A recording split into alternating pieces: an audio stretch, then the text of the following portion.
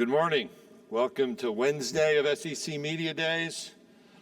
A year ago was the day we were the center of breaking news. My goal today is to not break any news on Wednesday of SEC Media Days, trying to bring a smile to your face. Before I introduce Sam Pittman, I do want to acknowledge somebody who's back behind the curtain just by happenstance. I failed to do so. In the spring, we hired David Cutcliffe as what's called a special advisor to the commissioner. It is actually the title that Joe Torre has in Major League Baseball. And we spent a number of years looking for someone who could work in our office, who had been in locker rooms, traveled the roads recruiting young people, who'd actually lived the game of football. And we're really happy to bring David on board, obviously change in his direction after the fall season of 2021 created an opportunity for the Southeastern Conference and to bring him back home, if you will. And I know he's been busy visiting with folks, but I wanted to identify him, recognize David, thank him for his work already, and offer him as a point of conversation for each of you. That said, we're here for me to introduce Sam Pittman, who's entering his third year as head coach of the Arkansas Razorbacks. Last year, the Razorbacks won 9 games. That is more than they won in the 3 previous years combined, so it shows the progress the Razorback program under Sam's leadership. That ended with a win in the Outback Bowl over Penn State, over Big Ten member Penn State in the Outback Bowl. Arkansas finished the season ranked 21st in the AP poll, 20 in the USA Today Coaches Bowl. The first time since 2011 they ended the season ranked in one of those polls. For the first time in history, the Hogs captured all 3 of the program's trophy games, so that's the Southwest Classic, winning at LSU for the Golden Boot, and then beating Missouri for the Battle Line Rivalry Trophy. Also a victory when they renewed what is a historic rivalry with the University of Texas, one we'll see more in the future. Sam has in his office a functioning jukebox. That is real and verified. And it's my privilege to introduce the head coach of the Arkansas Razorbacks, Sam Pittman.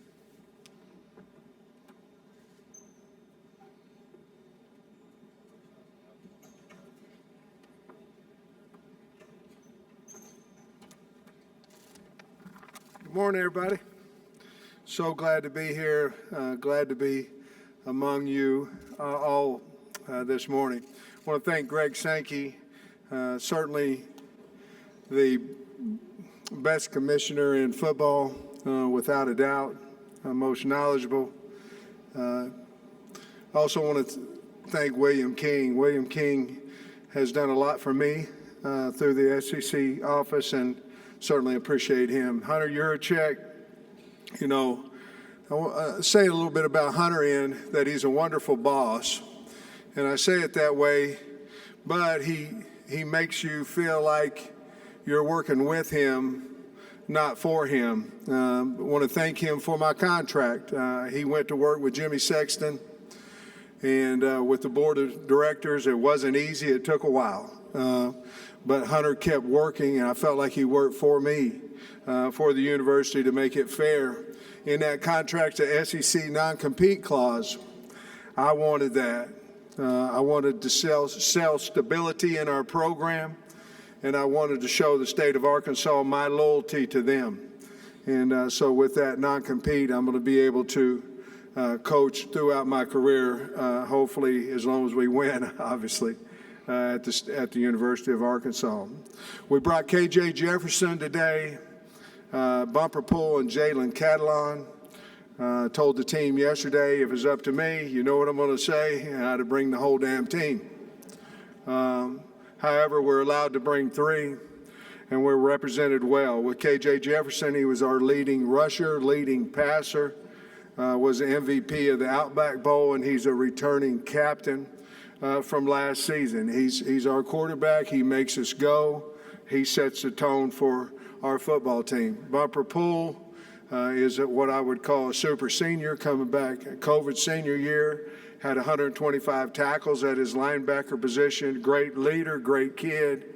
I believe if he stays healthy, I believe he'll be the all-time leading tackler in the history of the University of Arkansas. Jalen Catalon we brought along as well. He was a captain last year for us, as we all know. He was hurt halfway through the season, went ahead and had some surgery on his shoulder. He's the leader of the secondary. He gets everybody in alignment. He can run downhill. He'll hit you. Great kid. I'm excited for you all to meet those three kids. Like I said before, they're going to represent the University of Arkansas in a fine, fine manner. Just a quick recap. Commissioner Sankey said some of it. Our university continues to graduate student athletes. Chris Evans, Felicia Sane, their crew in academics. We've graduated 100% of our football athletes who have exhausted their senior year of eligibility ever since I've been there. Most wins by the program since 2011, finished ranked in the top 20 in the coaches poll, won 4 trophies. That was a big deal to our football team, big deal, to have all 3 of our rivalry trophies and certainly the Outback Bowl trophy. No one on our team had ever had one of those trophies, and we were fortunate to have all 3 of them. We led the Power 5 in rushing. I think what that does, that tells us what we're trying to do with our program. We want to be a physical team. We on both sides of the line of scrimmage. We want to win the line of scrimmage, and we want to be physical and tough. And to do that is hard to do. I was an O-line coach for a long, long time and never was able to lead the Power 5 in rushing, but we were able to do that last year. April 22nd, we handed out bowl rings. Some people ask, well, why you hand out a bowl ring for Outback Bowl? Because I wanted to. And because it's something that nobody on our team had accomplished. And, you can set goals, and once you reach one, that ain't the goal, that's one of them. And once you reach that goal, we're going to celebrate it, and then we're going to move on. That was the last time our team talked about last year. Proud of our coaching staff. We have 2 new coaches in Deke Adams, who's our D-line coach, and Dominique Bowman, who came over from Marshall. And both of those guys are recruiters, and both of them are loyal, and both of them are great men. And our team has received them well. They were both in for spring ball, and both of them are recruiting at a high level. We kept our 3 coordinators in Kendall Briles, Scott Fountain, and Barry Odom. They're all loyal. They're great coaches. They're all better men. We are one of 8 Power 5 teams to have a pair of coordinators returning for the 3rd consecutive season. Portal's been in for a long time in coaches. Administration stepped up and helped us keep Cody Kennedy when others came calling. Jamil Walker, our strength coach, has done an outstanding job with our kids. They work. The purest form of team, go in there and watch your team work out in the weight room. There's no offensive line versus defensive line. There's no linebackers versus running backs. There's none of that stuff. It's a team. It's pure. It's fun to watch. I enjoyed watching that this summer. Jamil Walker and his staff do a great job. Challenging schedule, again. I think this is the 3rd year in a row. Well, I've only been here 3 years, so I know it's the 3rd year in a row that we've been awarded the toughest schedule in college football. All 12 of this year's opponents made postseason play last year. Our crossover games are with South Carolina and Missouri. South Carolina, obviously, Coach Beamer has done a great job there. A lot of enthusiasm. He's one of, I don't know what tree he's out of, as far as is he with Kirby or Oklahoma or whatever it be. But there was myself and Coach Tucker and Dan Lanning and Coach Beamer all came from the Kirby Smart tree at some point. And I'm certainly indebted to him. But Beamer's done a great job there. South Carolina comes in week 2. They got a lot of great things going in their program. Missouri, obviously, is our other crossover game, which we're trying to make a rival. We haven't won the game enough times to make it a rivalry game, but we're trying to do that. Excited about our non-conference opponents this year. Week 1, we play University of Cincinnati.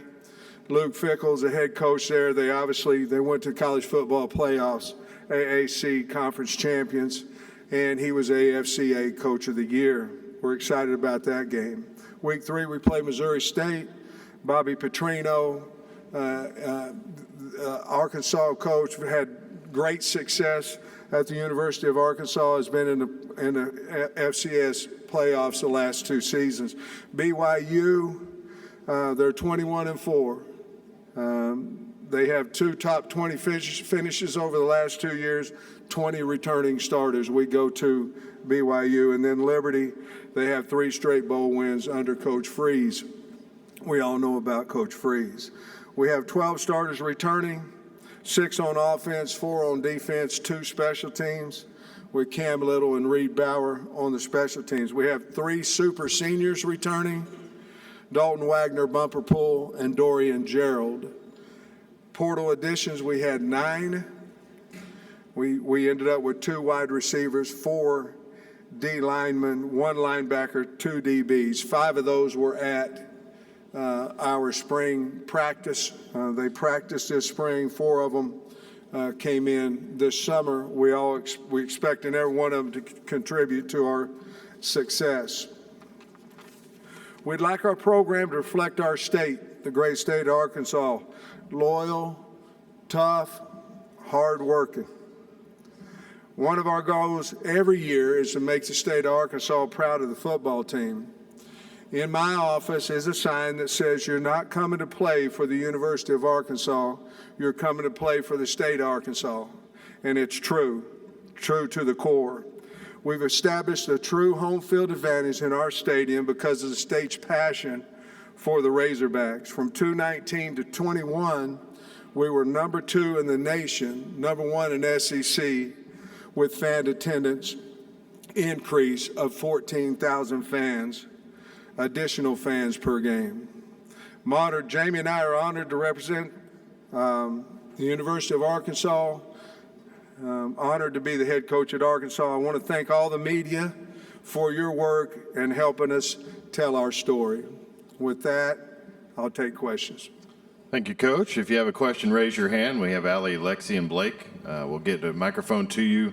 Please stand if you can and give your name and affiliation. So we're going to start right here in the center aisle, right in the near aisle. Good morning, Coach. Morning. You're in a unique situation knowing you were a former head coach, high school level, junior college level, and now at Arkansas.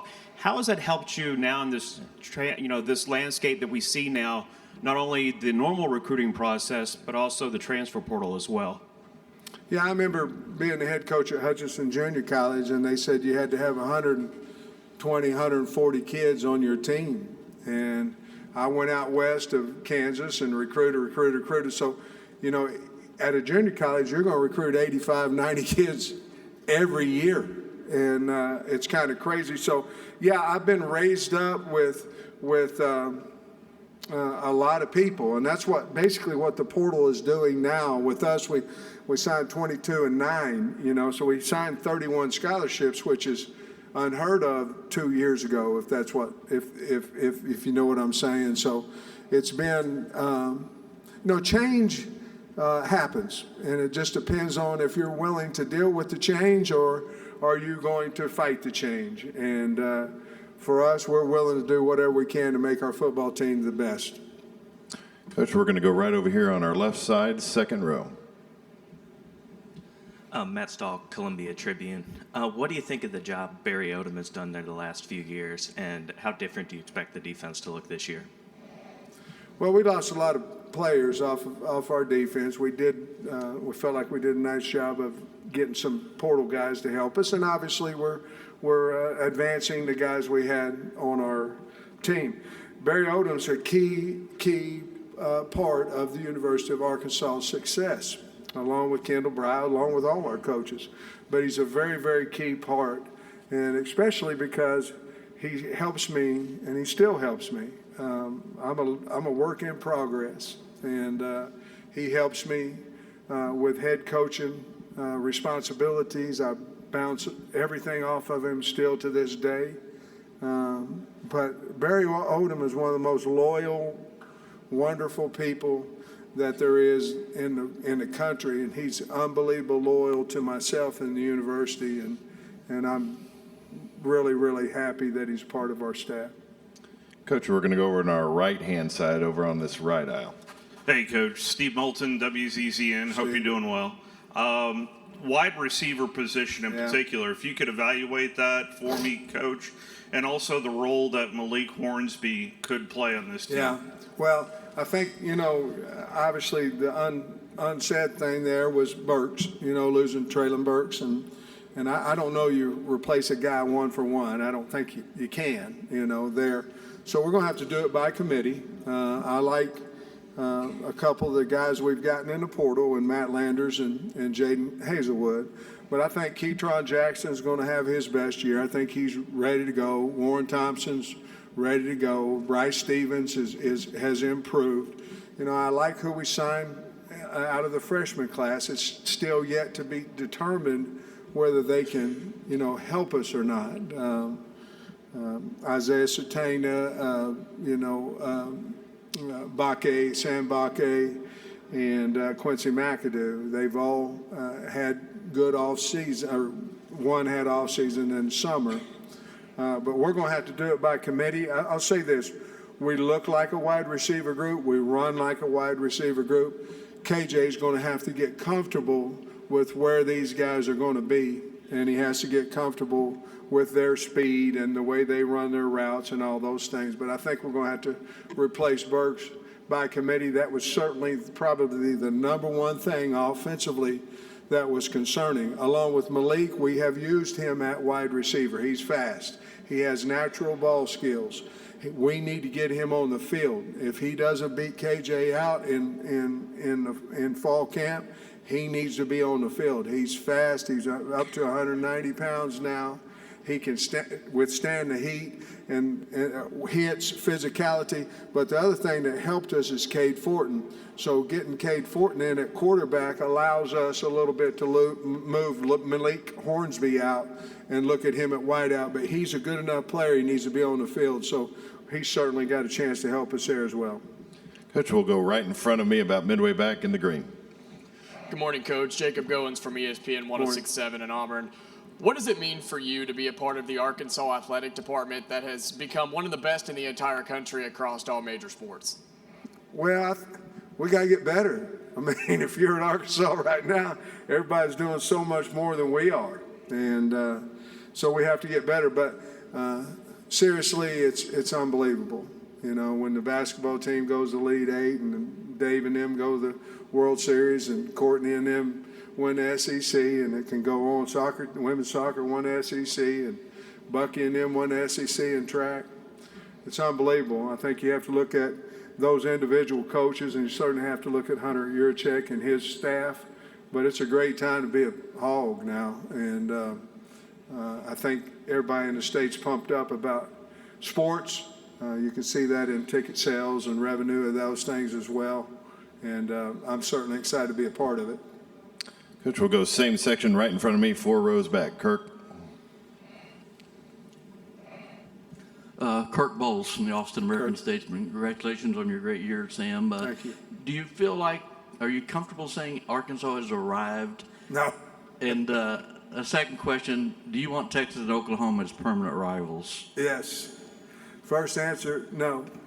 No. Arkansas is just trying to compete. We're trying to get better. We're trying to, we're trying to fight hard. We're trying to work hard. We're the underdog. We like it that way. No. We're away from that. Now, we will compete.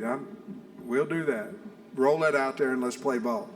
But no. We're not that. What was your second one? Yes. Oh, Oklahoma and Texas. It was fun playing Texas last year. Obviously, it was 1 year, and we had a nice game against them and those things. I have a lot of respect for Coach Sark and the Longhorns. Oklahoma would be another rival that would be pretty cool, to be honest with you. If we could play Texas, Oklahoma, Missouri, that'd be really neat. I'm not the schedule maker. I'm just a football coach. But to answer your question, that'd be a really cool deal growing up in the state of Oklahoma. Coach, we're going to go over here to the right in the middle. Connor O'Gara, Saturday Down South. The hog statue on your property. Can you explain the backstory as to what led to that, and was that before or after you knew you had a new contract coming? Oh, I like that last pitch. The hog statue, I bought the marlin house. It's a big old marlin. Had a big marlin over here. Had a guy catching the marlin over here. It's kind of a peninsula. It comes down in the water. Guy over here, he like this, and he was hooking the marlin on the other part of it. Well, we bought it. Jamie and I bought it on August 1st, and August 3rd, the storm came through, knocked the marlin down. Marlin shot water into the lake. So my mind went to a slobbering hog. Insurance company came through. Brandon White was the guy I called about the hog, and he made it into. I just thought the hog was going to be out there. This thing's incredible, to be honest with you. But he's got lights on him. He's got red, whatever color lights you want. The water shoots up, and then it looks like he's slobbering down into the lake, and that's the story behind it. And it's really kind of cool. Now it's boats on parade coming, to the house down there. The guys go and they call the hogs and try to get on it. It says a lot of signs says don't get on the hog, but there's a few people that do. I wish they'd read the sign. Coach, we'll go over here in the section in front of me, about midway back. Hey, Coach. Drew Barrett, ESPN Arkansas. I know you talk about how you like to be an underdog, but this is your third year at Arkansas, the first time you're not being picked to finish 7th in the SEC West. Doesn't it feel kind of good to be recognized for the success that you and your players have had? And how's it been different this season where you're actually getting, credit from a lot of people? I said when I got the head coaching job that the only decisions that I'd make, they would not concern public opinion. That way, if we win as a group, and if we lose, and I get fired because I did it like I wanted to. So obviously you can't live in a cave and not hear what people say about you or predictions and all that stuff. But if that's the only driving force that you have, you're gonna lose. If that's the only driving force to be good, you're gonna lose. So if we can keep our core values of let's go outwork people, let's out-tough people, let's be the hardest playing team in football. I don't know if we are or not. That's the goal. And that, by the way, that's the expectation. Then whatever people may say, everybody has a mouth, everybody has an opinion. Some of them, the opinions are worthy and some aren't. But so I'm going to let our football team, myself, drive what we need to accomplish, and if we do, the kids and the coaching staff did a great job. If we don't, I screwed it up. All right, Coach, we'll go right down here in front. Tom? Hey, Tom Murphy, Arkansas Democrat Hello, Gazette. Tom. Hey, my question is about the defensive line. Yeah. Do you like the numbers and the talent there? And Dorian Gerald, can you maybe talk about his story a little bit and what he might be able to do for you? Well, Dorian Gerald's been there so long, I told him the other day, I think Houston Nutt brought him in. I mean, he's been there for 100 years. I don't know how long he's been there. But so Dorian, we obviously need pass rushers. I love the numbers. Actually, we're over, to be honest with you, on numbers there. We've got 20, counting walk-ons. But we need some elite pass rushers. We went and got Landon Jackson there. Obviously, Zach Williams is returning. Jashad Stewart's returning. Eric Gregory can do either or. We signed Jordan Dominique. We think we can get to the quarterback a little bit more. We also feel a little better with our corner situation where we can play a little man coverage. We got to get guys behind the chains on first down. We did better last year. We have to continue to get better. Having man-to-man corners is going to help you do that. But I feel a lot better. Isaiah Nichols on the inside, Cam Ball.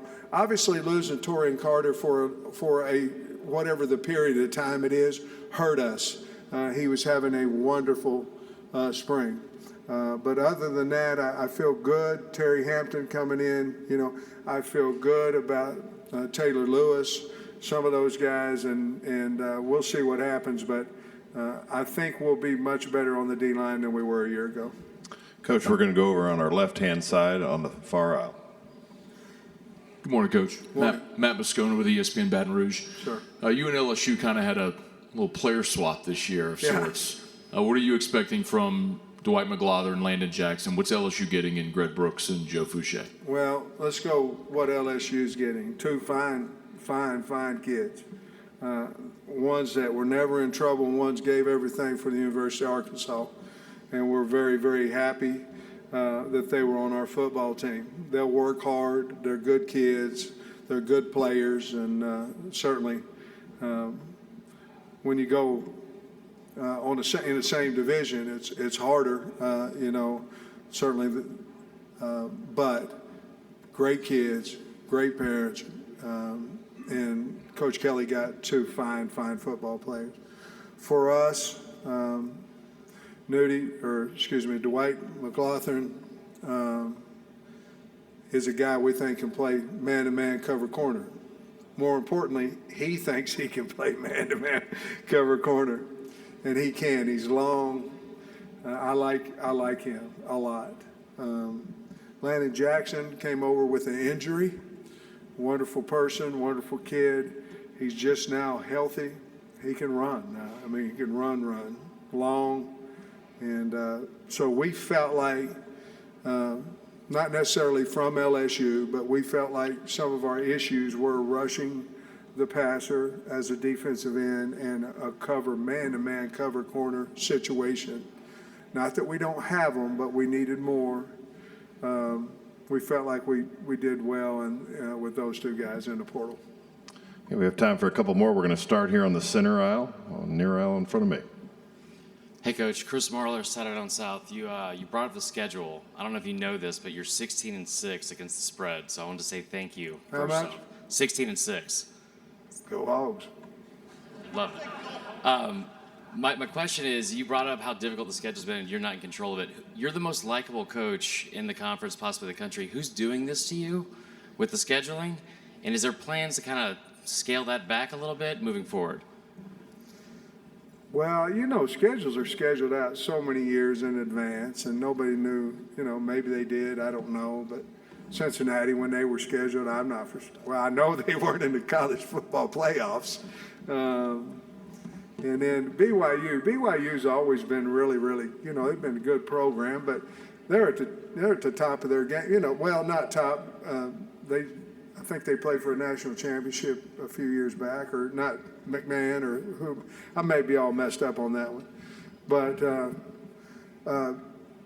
being 21-4 and having 20 starters coming back, I laugh at home saying, they're trying to fire me, but I hope not. I like it there, and so. I think with the realignment, which thank you for not asking me that question. I think with the realignment, I think everything is trying to become fair. And right now, the West, if you're in the West, it's a beast. Now, I'm not saying the East isn't either now, but the West is sure enough. And you add that, and then you play another couple, 2 or 3 teams in your non-conference schedule that are go-getters. It's hard. It's hard to maintain. Last year we went 4-0, and then, somebody said, well, you're not going to be able to slip up on anybody. Well, we didn't slip up on Georgia last year either. I think they knew we was coming in there. And so I don't know. At one point, I'm hoping that it'll ease up a little bit, but right now it hasn't. Mitch, we'll take one final question over to our right on the edge. Ken. Good morning, Coach. Ken Capps from Football Writers of America. Okay. After the beating of Texas last year, what message do you have for the Oklahoma and Texas fans coming over to the SEC? And also, what are the most played songs on your jukebox in your office? We love you, Texas and Oklahoma. Can't wait for you to come over. We got a great place. I don't know what to tell them. OU, I was a kid, rooted for the Sooners when I was a young kid till I moved over to eastern Oklahoma where I became a Razorback fan. Storied football program. You know, we're having recruiting battles with them right now. Thank the Lord. And because before we couldn't get in the door. But we're having recruiting battles. We are having recruiting battles with Texas. I'm not telling you we're whipping them or anything like that. I'm telling you we're in the conversation. So it's so close, you know, and you have two storied programs there, but I would tell them that what they already know.